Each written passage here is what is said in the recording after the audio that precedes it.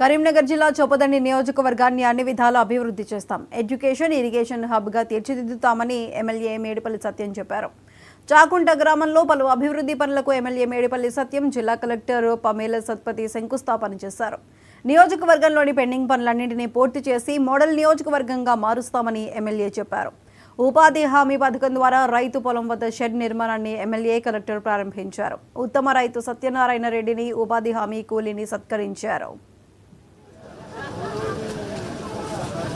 ప్రమాణ స్వీకారం చేసిన 48 గంటల్లోనే ఈ రాష్ట్రంలో మహిళలందరికీ ఆర్టీసీ బస్సుల్లో ఉచిత ప్రయాణ సౌకర్యం కల్పించింది మన ప్రజాపాలన ప్రభుత్వం గౌరవ ముఖ్యమంత్రి రేవంత్ రెడ్డి గారి నాయకత్వంలో.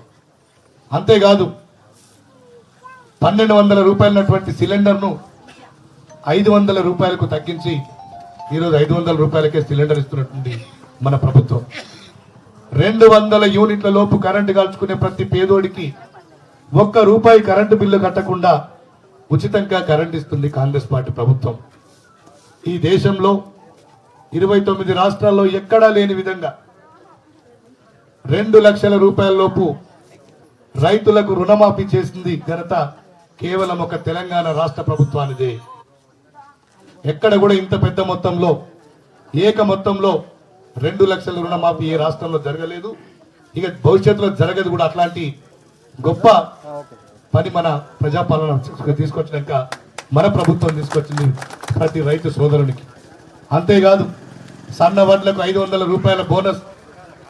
గతంలో ఉన్నటువంటి ప్రభుత్వం మనం కళ్ళలో చూసినాం, ఒక్కొక్క క్వింటాల్ మీద 5 కిలోలు 10 కిలోలు ఇష్టమున్నట్టు పందికొక్కుల్లాగా దోచుకుపోతున్న రైస్ మిల్లులు కానీ ఆ రోజు అప్పుడున్నటువంటి అధికారులు.